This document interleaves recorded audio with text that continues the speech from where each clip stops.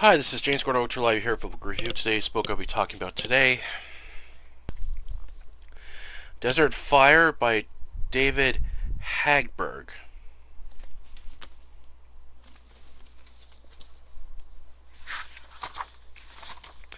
This is from Torg, and this was first published in July 1993. This was a really disappointing thriller novel. I really did not like this book at all.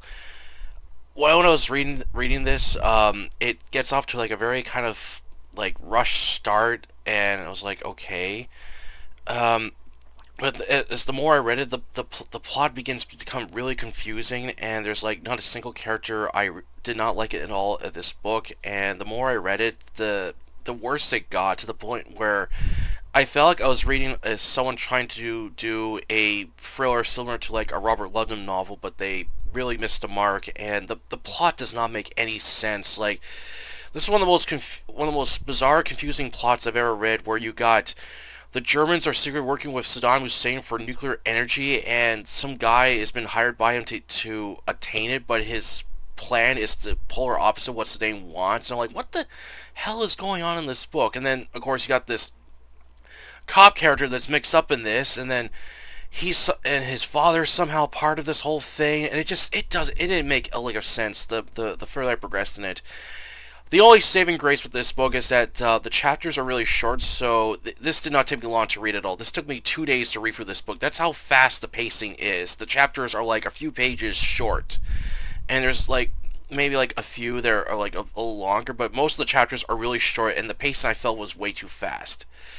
Yeah, and after I was done reading this book, this was mostly a forgettable book. There was nothing memorable in it, nothing I liked, and it was just overall not a good thriller at all. I have heard some other books by this author are a lot better, so I'm hoping I'll enjoy those more, but this first book by him, I did not like at all. It could have been so much better. But I'll explain more about this book later on in my review and the many issues and problems I had with it. Alright, on to the book review. Plot: in Journey, a Iranian-American woman, Sasha Razmar, a engineer working for KUW, a company that makes nuclear reactors, is found brutally murdered and sexually assaulted in her apartment. Her lower jawbone is broken along with several of her teeth. Investigating this crime scene is Walter Romer, along with his partner, Rudy Gehrman. However, they are both kept out of the apartment for a while as another agency is investigating the crime scene. When the two men are allowed inside, Romer begins searching for clues and trying to learn who the victim is, but isn't being told much. Annoyed by the red tape, he and his partner leave, as Walter feels this isn't a case for them anyway. When they return to the police station, waiting for them is Chief District Prosecutor Ernst Schaller, along with Wallach Walpole, a high-ranking member of an agency group, BND, that was using Sasha as a spy against the Iraqi's president, Saddam Hussein. Walpole won't reveal much, but wants Romer to handle the case, as he's the best cop, but also has some background on their criminal, but again won't reveal much, and doesn't want him going public with his findings, as he's only allowed to report to them and his boss. Ernest also refuses to pass the case to anyone else. Romer accepts but strongly dislikes Walpole and plans to solve it his way. Later, Sasha's yellow opal has been found and someone has sabotaged it. Romer believes the killer did it and knew the victim in order to gain access into her apartment. Romer goes to visit Sasha's lover, Ahmed Pavley, but upon opening the door, he is nearly hit by a .357 Magnum round. Romer draws his gun and tries to reason with Pavley, but refuses and wounds Romer in the shoulder. With one bullet left, Pavley turns the gun on himself and blows his brains out. As Romer enters the apartment, a woman with dark hair also enters. She reveals herself as Layla Khalid, Iraqi federal police officer. She received a call earlier from Pavley about the death of Sarah and came to speak with him. As police show up to close off the crime scene, Romer checks his wound, with Layla trying to gain access but orders her out. Searching Pavley's apartment, they find a diary, but it's all in Arabic and has it translated back at the station. Upon returning to his apartment, Romer's beautiful girlfriend Gretchen wants him to quit the force, believing it's going to be the death of him. Romer, not in the mood for this conversation, goes to relax in the hot bath. It isn't long till Gretchen leaves him.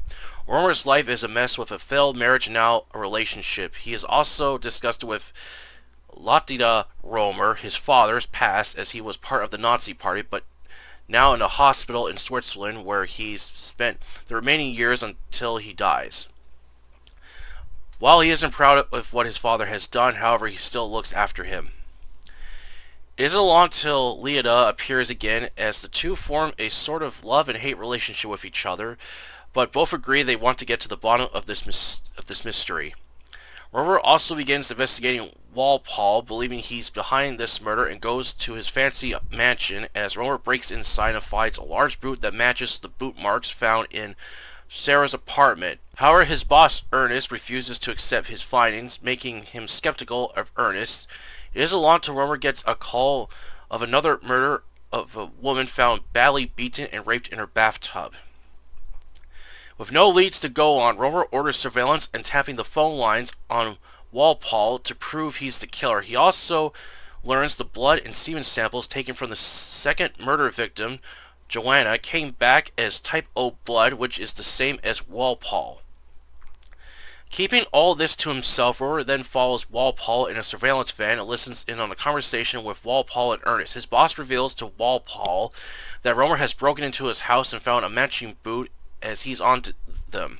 Walpole tells Ernest to come up with a cover story along with keeping tabs on Romer's father so they can blackmail him to back off. Disgusted by what he's heard, Romer wants copies made of this recording and to keep the tabs and surveillance on Walpole and Ernest, and plans to move his father to a safe place. Meanwhile, Lenida is pressured to assist in hunting down Romer's father, Lottida, when she learns an assassin has been hired, Dr. Azara, to track down and kill Lottida. Out of guilt, she calls Romer to warn him that his father is in danger. After trailing both prime suspects, Romer uncovers who the real killer is, General Cherie. When he presents his findings to both Walpole and Ernest, they are shocked and outraged that he would dare go public with it, as it could cause shock and anger if the world knew that Germany was secretly working for Saddam Hussein. Romer threatens to go public with this knowledge unless they aid him to capture General Cherie. Both men agree to aid Romer, but warn him that General Cherie has diplomatic immunity, meaning he can go wherever he pleases unless they can arrest him here. They also warn Romer that the Iraqis will try using his own father against him. He understands and will do whatever it takes to capture General Cherie. Romer is about to enter a deadly conspiracy that could get him killed if he isn't careful, along with a powerful dictator hungry for nuclear power to bring the world to its knees. Can Romer and Leida save the world from Saddam's nuclear threat, or is it too late? Desert Fire was a messy and at times confusing thriller. Despite being detailed in locations with a mixed bag of decent and flat characters, however, the pacing was too fast, with each chapter very short, getting straight to the point with no build-up to the plot or suspense. I found the plot very confusing and at times not making much sense, or what the goal was for General Shifra and what Saddam was planning. A lot of bad dialogue between the characters, along with them keep cutting each other off while talking. There wasn't a single character I liked in the story, and just mostly felt bored with the cast and plot. And the finale isn't anything to write home about. It's just a few short moments of action, but nothing that kept me on the edge of my seat nor entertained me. The whole novel felt like a cheap action B-movie with a confusing plot that made no sense. I felt David was trying to go for a Rutherford Ludlam type novel, but failed to make it interesting. Overall, I don't recommend Desert Fire. It's one of the most boring and unthrilling novels I've ever read. Reading this novel was like eating cheap junk food. After you eat it, it's over with nothing memorable about it. Avoid reading it, as there's so many better action thriller novels you can find than this one. Alright, that's for the review today. This is just another short and simple one. There's not really much to talk about with this book. It's just a complete bore. When I began reading the book, it starts off as like this kind of short introduction. I thought, okay, but as the more I read it, the chapters are very short. Like, the pacing I felt was way too fast and kind of sloppy at times. And I just felt this whole book was in a rush just to get the story going. I thought, okay, slow down. Build up suspense a little bit, then get to the story. But the author didn't do that, of course. And so when you follow the main character, Romer, he's drawn to this mysterious conspiracy that Germany is secretly supplying Saddam Hussein with a nuclear reactor, so he can supposedly use it to power his city or whatever. But in reality, he wants to use it to make nuclear bombs, of course. And I thought, okay, but then the plot just gets confusing and it's like not making any sense. So you find out that the woman, Sarah was killed off because she was passing information to this agency group because she's spying on Saddam Hussein. Okay, that makes sense. But then the rest of the book just doesn't. It just gets really weird. So you find out that the guy that Saddam Hussein has hired to take part in this mission is killing anyone that's part of this nuclear reactor group, and then it's revealed that he has something sinister planned for Germany. It's like, wait, what? It just didn't make any sense. And then Romer and his father are part of it, and I was like, where is this story going? Where is it going? And the cast that I have followed in this book, there's not a single character I liked, and there was very little action to interest me, and as I said, the pacing I felt was just too fast, and as I said earlier, there was like a lot of bad dialogue within the story, like just characters just saying like really cheap bad dialogue, and I felt I was like reading like a low budget B action movie. I was reading. It was not well written at all.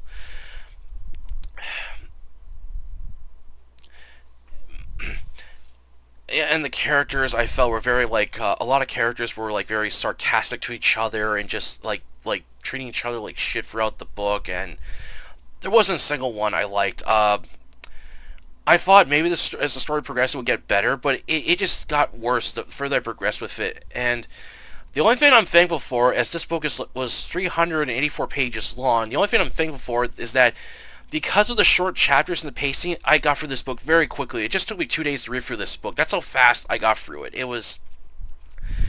I did not enjoy it at all, and the finale was an absolute huge letdown. It was completely forgettable, and it's like, okay, this goes against what the plot of the book originally was. And I was like, did the author even have a clear idea of what he was going for, or just wrote something on the spot? I felt there was no development put into the story, no suspense.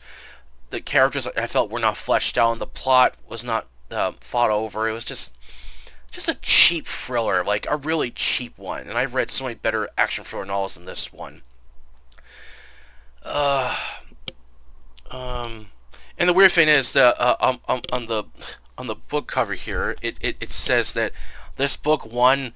Was the winner of the 1991 and 1992 American Mystery Awards, and I'm like, what? How the hell does this pile of shit win 2 awards? I don't get that. This is just not a good book at all. And when I was doing some research on this author, he's written like a lot of book series, and there's one that I have a few of the books of, which I heard are really good, so hopefully when I go to read those, they'll be a lot better than this book, because I did not like it at all.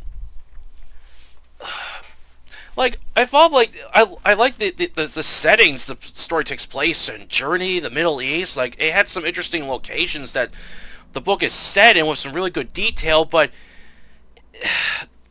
as I said, the characters are flat. They're not likable. Everything felt shoehorned into the novel. Like, the author's just in a rush to get everything going at once, with no character development, no build of suspense, and crafting a better layered plot would have made this book a lot better. And if it made more sense, I would have liked it then. But yeah, this book wasn't for me.